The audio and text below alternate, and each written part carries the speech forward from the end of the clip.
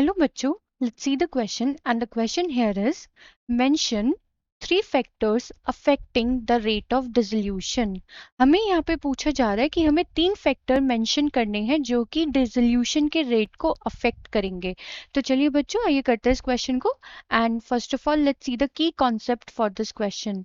तो यहाँ पे बच्चों बात हो रही है डिसोल्यूशन की, तो हमें सबसे पहले तो पता होना चाहिए कि डिसोल्यूशन ही क्या होता है.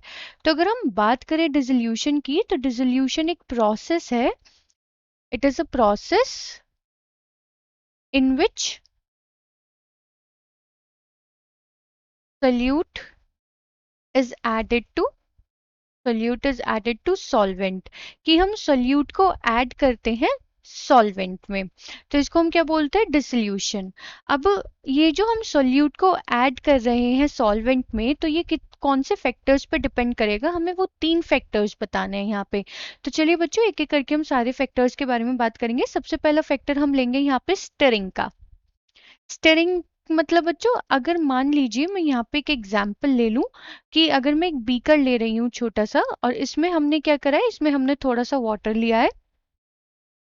इसमें हमने ले लिया वाटर और हमने यहाँ पे ऐड क्या किया, वाटर क्या है, हमारा सॉल्वेंट है. अब इसमें हमने यहाँ पे ऐड कर दिया है small amount of salt, salt को.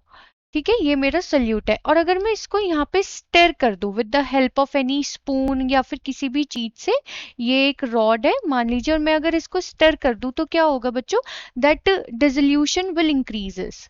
डिसोल्यूशन क्या करेगा, डिसोल्यूशन इंक्रीजेस. क्यों, क्योंकि पार्टिकल्स को मूव करने की ज्यादा जगह मिल जाएगी. Dissolution increases because of movement of particles.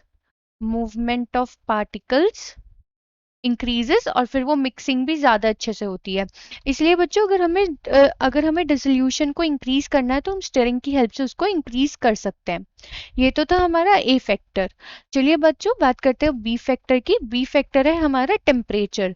जैसे अगर हम स्टिरिंग करते हैं तो स्टिरिंग से तो हमारा क्या होता है, स्टिरिंग से डिसोल्यूशन हमारा इंक्रीज होता है. अब अगर हम बात करें टेम्परेचर की, तो अगर हम टेम्परेचर को इंक्रीज करते हैं, तो टेम्परेचर इंक्रीज करने की वजह से क्या होता है, kinetic energy of particle also increases. Kinetic energy of particle increases और उसकी वजह से क्या होता है बच्चों, मूवमेंट भी इंक्रीज हो जाता है. Movement of particle increases.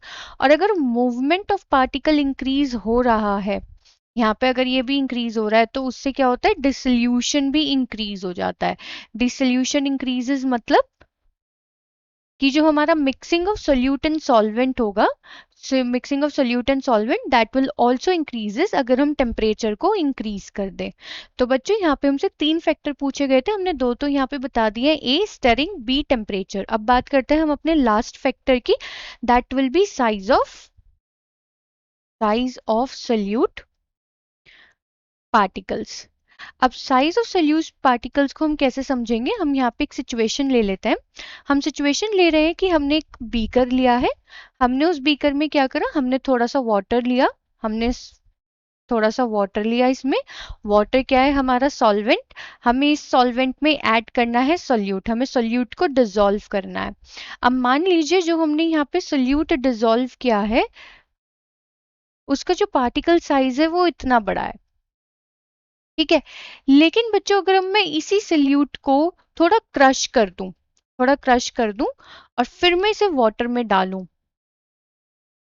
यहाँ पे ये बीकर है और यहाँ पे हम थोड़ा सा फिर से वाटर अगर हम लें और अगर हम इस सल्यूट को क्रश कर दें एंड यहाँ पे हमने सल्यूट को क्रश करा और ये स्मॉल पार्टिकल्स में है, तो क्या होगा, यहाँ पे है ये big size of particle, big size, और यहाँ पे है ये स्मॉल साइज में प्रेजेंट. तो स्मॉल साइज में प्रेजेंट होने की वजह से ये जो स्पेस होगा वाटर के बीच का, ये इसे इजीली ऑक्यूपाई कर पाएगा. तो बेसिकली बच्चों साइज ऑफ सोल्यूट पार्टिकल भी बहुत इंपॉर्टेंट रोल प्ले करता है डिसोल्यूशन में. If size of solute particles small, तो उससे क्या होता है, उससे डिसोल्यूशन इंक्रीजेस. Dissolution increases. तो बेसिकली बच्चों हमसे इस क्वेश्चन में यहाँ पे पूछा गया था कि 3 फैक्टर्स बताने थे हमें जो कि रेट ऑफ डिसोल्यूशन को अफेक्ट करते हैं। तो पहला स्टरिंग करेंगे तो डिसोल्यूशन इंक्रीजेस, टेम्परेचर इंक्रीज करेंगे देन ऑल्सो डिसोल्यूशन इंक्रीजेस, क्योंकि काइनेटिक एनर्जी बढ़ जाती है एंड मूवमेंट ज़्यादा होगा तो मिक्सिंग भी अच्छे से होगी। साइज ऑफ सोल्यूट पार्टिकल्स की अगर हमारे बिग साइज पार्टिकल्स है तो वो थोड़ा टाइम लेंगे डिजोल्व होने में, क्योंकि उन्हें पार्टिकल टू पार्टिकल क्या करना होगा, ब्रेक डाउन करना पड़ेगा। बट अगर वो ऑलरेडी छोटे फॉर्म में तो वो जल्दी डिजोल्व हो जाएंगे। आई होप बच्चों आपको इस क्वेश्चन का आंसर मिल गया होगा। Thank you.